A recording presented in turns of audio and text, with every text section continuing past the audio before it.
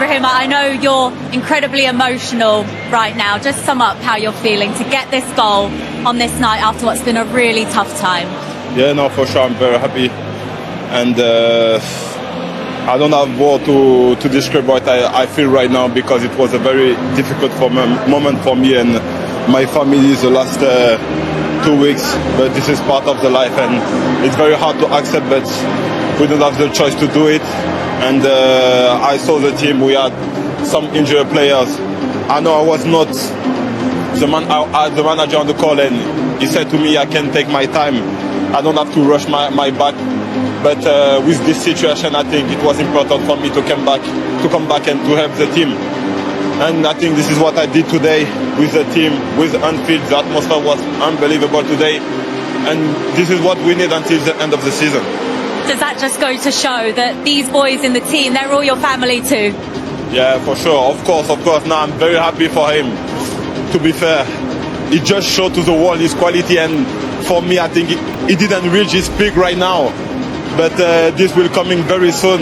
1 goal, 1 assist. Yeah. I know what you said in the preseason. How many goals and assists you're gonna do? And what is? How many? Oh, I cannot say. But if you reach that, oh my God, it's crazy. Yeah. Well, it's 6 Liverpool goals for you now, and also 3 assists in the last 11 matches. You look to have really settled at Liverpool now. What's that been down to? Yeah, I'm very happy. As I told you before the game, I'm always I love to score, to assist, and just to help the team to win. And I just want to continue like that. It makes yourself happy, it gives you more confidence, and when you can help the team win, is always good. And your relationship with Hugo Ekitike seems to be getting better and better. What's it like playing with him? Yeah, it's just unbelievable. You could see him today again. 2 goals, fantastic goals, and just fun to play with him on the pitch. And I was happy I could assist him today again after many assists from him to me. So I'm very happy. What's the key now then, guys, to using this win to go on a consistent run in the league? I think we have to take game after game. And for me, the most of the time, we are the better team on the pitch, but we always maybe concede many goals or didn't score enough. But now we did very well. We just have to take the next game after next game, and I hope we will be fine. Well done, guys. Congratulations, Florian. You are tonight's player of the match. Congratulations. Arne, an impressive, emotional and very special win at Anfield tonight. How proud are you of your players? Not proud, because I think in the first 25 minutes to half an hour we had a difficult game, and we came 1-0 behind, but then there's a lot been said about the noise around the club. I think the Liverpool fans showed what we mean with noise, so the fans really helped us, and in that 15 minutes before half-time it was a great combination of the players showing what they were showing, and the fans were so loud. So and at half-time we were all of a sudden 2-1 up. And then I think second half we had more than enough chances to go to 3-1 earlier, but in the end 4-1 is a great win for us. As a group, as a football family, you've suffered a lot of grief in the last year. Konaté at the Kop end, was that just written in the stars after what he's been through in the last couple of weeks? Yeah, I just said to the players what I've asked for after the Bournemouth game, that we would improve in both boxes. And after 2 games we scored 10 goals and only conceded 1. We defended really well today. We had to defend a lot of corners, a lot of throw-ins, a lot of free kicks, a bit similar to the away game. But we did really well, and Ibu said earlier in the week to me, I'm going to go back a little bit earlier than planned because I want to help the team. And that's what he did today, not only because of his goal, but I think he had a great performance today as well. Liverpool 5th, 1 point adrift of Chelsea. More on them a little bit later on in the show. For Newcastle, down in 10th, already 7 points off a place in the Champions League. Julien Laurent joins us. We'll chat to Jules in a moment, but Stevie, let's start with you. Just overall, this was certainly the first half was a great game, wasn't it? Second half, Liverpool ran away with it, but this was fun. Yeah. Oh, I've got the wrong person. Craig, this was fun, wasn't it? If you didn't have a horse in this race... I think it wasn't fun for half an hour. Let's be honest. No, but I'm trying to be positive. It's a neutral point of view. I feel like we've been sorry. critical of the Premier League and we haven't seen as many games as this as we'd like. But this was good. Yeah. Well, I think Newcastle were the stronger side in the I'll just get me caught and I'll just... Well, because you were so negative. I was trying to be sorry. Sorry. Why didn't you enjoy it? I didn't say I didn't enjoy it. I thought the first, I don't know how many, 20 to 25 minutes, Newcastle looked sharper, more likely to score. They had a little bit more possession, I think, statistically at the start of the game. Gordon's pace through the middle. Obviously, Kerkez is a nervous wreck at fullback and he had Alanga against him. So they looked comfortable. I mean, they didn't have Bruno Guimaraes, they didn't have Joe Linton. So they had a couple of players out as well. But then you just felt that Liverpool, weathered a bit of a storm. Alisson had to make some big saves. And then they gradually got themselves into the game, but it was end to end. And I think the energy that Newcastle put in the first half, you saw that starting to wear on them in the second half. Absolutely. Yeah. And it's not the first time this season we've seen that. I'm thinking about the Champions League, Barcelona at home. For 45 minutes, they were all over Barcelona like a rash in terms of their intensity. And then De Jong and Pedri just put their foot in the ball, took control of the game, and then they dictated it. It felt like as this game went on today, Liverpool just started to take more of a control of the game. And once again, the big Frenchman up front has been, and it has been a head scratcher that why, when Isak was fit early in the season, they wanted to shoehorn him into the side when this guy was in great form, had just come in, scoring goals, leading the line, linking up with people very well. And I think we saw again that today, being in the right place at the right time, making some good runs, always been a threat, and he was a thorn in Dan Burn and Marek Chow's side. I agree. Right, you can go home now. Well, get me caught now. No, I was going to say, let's be honest, for 30 minutes, Newcastle were by far the better team. Yeah. Yes, Liverpool were trying to go forward at every occasion, but they kept giving the ball away. And then Newcastle were getting after them again. But after that 30-minute mark, particularly after Ekitike gets the first goal, then it was complete role reversal, certainly the second half. And again, it was good to watch because as much as Liverpool were dominating Newcastle, every opportunity Newcastle got, they tried to go forward. So that's why it was an entertaining game of football. But it was I just found it strange that it took Liverpool 30 minutes to actually get a foot in the game. But then when they did, they certainly kept the foot down and went after Newcastle. Jules, this was good to watch, wasn't it? Yeah, it was really good. I agree with you. I don't think we've seen enough of those games in the Premier League. You know what I think about this season. I just don't think it's a very good level. It's competitive. That doesn't mean the quality of football is there. I don't think it's there, but today it was. I agree with Craig in that intensity from Newcastle that dipped massively after the break, and I think when you have Ramsey and Willock in midfield to replace Bruno Guimaraes and Joe Ellington who are injured, it's just not the same, and they don't play enough to be able to sustain that intensity for 90 minutes. You can probably say the same about Langa. And then why on earth is Eddie Howe waiting the 72nd minute to bring on Wissa and Voltemade when he's losing the game? And by the way, let's not even go on to the Ekitike second goal, because what are Burn and Chio doing on that ball from Kerkez? They 2v1, and yet they let Ekitike go and to poke that ball like that. So a lot of mistakes from a Newcastle point of view. I like the reaction from Liverpool after going a goal down, obviously, and I love more and more Florian Wirtz and what he's doing. This is very much his team, and his understanding and relationship with Ekitike is becoming very special. Florian Wirtz's best game? Best big in game? the Premier League, yeah, I would say in the Premier League, yeah. I think it's great from a Liverpool point of view that him and Ekitike are absolutely starting to form a little bit of a partnership and read each other. And What's changed? See this goal. What is it? Don't interrupt him again. Well, see this goal contribution. Well, one second. The only reason I say that because we were sitting. He was saying Mo Salah has kicked the ball off Lewis Hall six times, and then he had a little pass to Florian Wirtz for his excellent finish. That's a goal contribution. Yeah, that's the assist. Yeah. All right. An assist. Okay, Sorry. All right. No, I just listen. At the end of the day, time spent playing together and on the field together helps a lot, and I think the pressure's off as well in terms of. I don't think there's as much pressure on Wirtz now as there was after about 6-7 games when we were starting to question what he was all about. So I think the pressure's off him. There's never been any pressure on Ekitike, to be quite honest, because from the first game to now, both of us, Craig mentioned it earlier, we've been sitting going, why is Ekitike not the starting centre forward? So yeah, you've got two guys who are going out and playing and try to do what they do best. And right now, no question, as a parent, things are clicking. Can Julian be on the show with Stevie and Jan's on? What, talking about Wirtz being... No, talk about the Premier League. Oh, God, no, stop. I'm not getting... look at all the teams in the Champions League, but no, I'm on Do you board. agree with Stevie about Wirtz?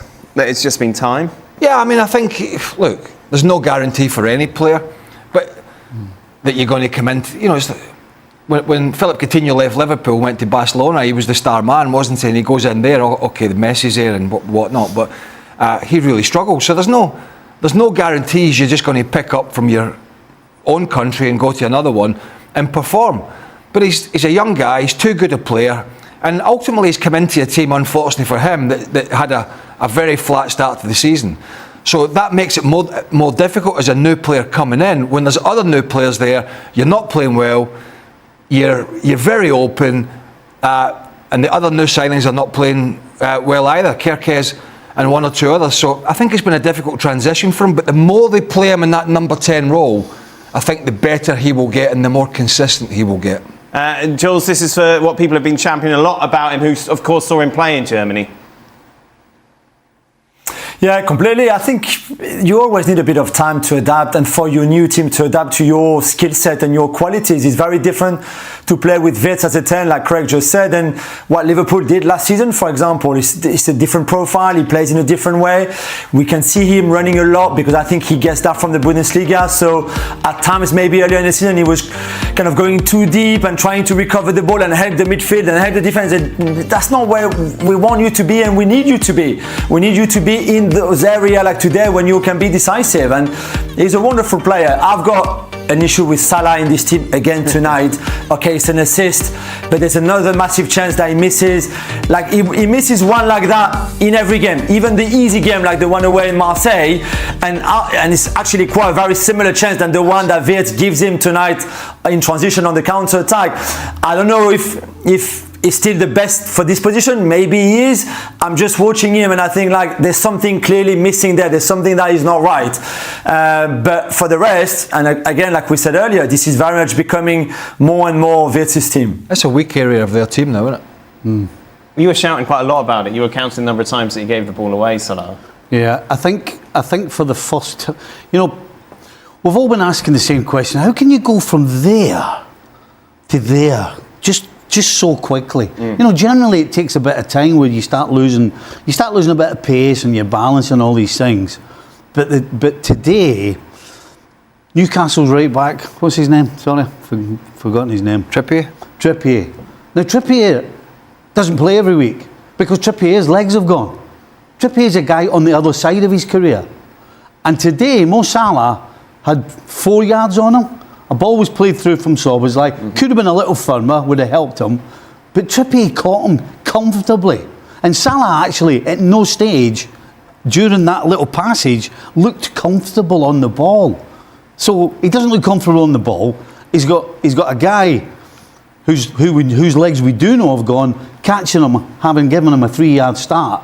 That's got to be alarm bells. Do you know, he scored that great free kick against Karabag in midweek, right? When Szoboszlai rolled it back to him, the role reversal from Bournemouth. But if you watch a lot of his games, even when he was been brilliant and his stats were through the roof, he gave the ball away a lot in those games, even in his pomp a couple of years ago, a year ago, and all the preceding years when his stats are through the roof. He would do things that would make you shout at the TV like he has. He would do things you go, what the hell is he doing there? But the difference is, in my opinion, is that in those games, in those moments, he did something brilliant that changed the game. Maybe not once, maybe twice, maybe, chucking a hat trick in, picking out a top corner, playing 3 or 4 great balls across. those things have, it seems to me, have kind of dried up. Now, whether it's the legs, whether he's lacking confidence, which I know people might say, well, how can that? But he could, because he knows he's been a guy that the manager's dropped. He's been in the headlines. Okay, he was in the headlines because he said stuff, but he's been in the headlines. A lot of talk about him leaving, and he knows he's not undroppable. He knows the manager will leave him out the side. And so when you're playing those silly passes, 5-yard passes that are not getting to their intended target, and you're hitting an opponent like it was Lewis Hall, and you're not bending a ball in the top corner every second game, you've got to ask, what are you doing? And if we're being truthful about it, what Mo Salah's doing it for Liverpool at the moment since he returned and before he left, it is not a lot. When he was making those mistakes that you were talking about previously, and he was still scoring important goals, Yeah. he knew. He's always been the same. Let me put it that way. He's always been the same. He was the same when he was in Switzerland. He was the same when he was in Chelsea. He just didn't have those moments going forward at Chelsea that he's had at Liverpool for 8 or 9 years. And so when he used to give the ball away, it didn't affect his confidence, because he knew he could still pick the top corners out. He could still run past people. He could still score these goals and make these assists. But now, and there's nothing worse for a footballer when you realise you're losing things and you're not quite sure why, but it affects every single thing you do. So now when he's giving it away, it's just chipping away at his confidence as well. That confidence looks as though it's shot, because any time he gets into any sort of position where he used to pick the top corner out, can't get anywhere close anymore. One player who's certainly playing with a lot of confidence is Ekitike, who was supposed to be kind of playing second fiddle to Isak, wasn't he, Jules, during the whole transfer saga? We saw Ekitike, and then obviously Isak came in as the number one. We know he's injured, but even if Isak was fit at the moment, it's very difficult to put an argument as to why the Frenchman should be on the bench. Yeah, I mean, there's no argument, really. There would not be, even if Isak was fit. I mean, the irony tonight, obviously, is that Newcastle thought they had signed Hugo Ekitike, that they were waiting for him at the airport for the private jet to land, and instead he landed in Liverpool and not in Newcastle, and the rest is history, really. And at the time, he signed for Liverpool not knowing that Isak would go from Newcastle to Liverpool, but he was supposed to be the replacement of Isak at Newcastle. He's been incredible. The talent was never really a worry here. We all knew how talented it was. We saw that in France. We saw that with Frankfurt. The question mark maybe was he had been to a big club before and he failed in Paris. He was not ready at the time. The question here was, okay, was he ready? He was a few years down the line compared to the move to Paris, obviously. But even at the club, I remember people asking me in the summer, do you think he would be ready now to go to a big club, and arguably a bigger club even than PSG? And now we can see he's ready. It's still a bit of chaos at times, but this is what makes him special. That second goal, I think there's a lot of strikers who don't go for it because they think, okay, Cho is going to come. If Cho doesn't come, Burn is going to come. Maybe I just wait a little bit and wait for a run from Wirtz or from Salah or from whoever. But in his mind, he's got this obsession, and he goes, and at times it's a bit chaotic. You could see the way he plays. But that makes him special, and that will improve with experience, with years. He's going to get more composed. He's going to get even the right decisions better. Like the other, he should have had a hat-trick tonight. There's that big chance in the second half, right, where the ball goes well wide, where these chances are going to get better. But what an impact he's had on this team. What a player, and he's a fan's hero already now, which is everything that he's always wanted. I think Arne Slot's slightly lucky in the sense that the couple of games, I think it was at least a couple that he dropped him early in the season, that you don't sort of lose a player. You don't annoy him so much that when you have to go back to him, he's pretty fobbed off with you. And I think one of the games was Chelsea away, when Ekitike had started the season really well, and Isak had got himself fit to play, but not really fit in a sense of match fitness and match sharpness. And Ekitike was benched at Stamford Bridge, and Alexander Isak played, and he was clearly not fit. And then he's had these injuries since, but he hasn't played well, and he struggled even before the injury. And then you have to go back to the player that you said, I left you out, I know, but you come back in and do a job for me. And obviously Ekitike wasn't, so annoyed that he's came back in and he showed his stuff. But there's a fine balancing act there, particularly, and I can see it from both sides. You've got a manager who thinks, I need to try and shoehorn this guy in. He was 150 million, but this guy's playing well. He needs some fitness. And if I'm being honest, I don't think Arne Slot handled that selection process pretty well. But fortunately for him, the player's got his head down, Ekitike this is, and has just continued his form. That we saw it from the Community Shield. From that day at Wembley, it was his first, I think, serious game for Liverpool. And although they lost to Palace that day, he was the beacon of light up front with his movement, his goal, and the way that he linked up. And he's carried that on up until this game today. Mikel Arteta's work at Arsenal is being viewed in an even brighter light after the recent coaching shakeups elsewhere. With Chelsea parting ways with Enzo Maresca and Manchester United moving on from Ruben Amorim, the contrast is hard to miss. Arsenal has kept moving forward under Arteta, giving him time through difficult stretches, and now seeing the payoff as the club pushes again in the Premier League title race. It also raises a bigger question about strategy. While Chelsea and United are changing direction again, Arteta has been in place for more than 6 years, outlasting a long list of managers across those two clubs in that span. That stability has become part of the story, and it was a major talking point on the Seeing Red podcast with Tom Canton and John Cross. Beyond reacting to Amorim's dismissal and breaking down wins over Aston Villa and Bournemouth, plus Manchester City's loss to Chelsea, the conversation kept returning to one core idea: structure. Not just who is the coach, but how much power that coach has, and whether the club is built to support a long-term project. Cross pointed to Arsenal as a rare example of patience turning into real strength.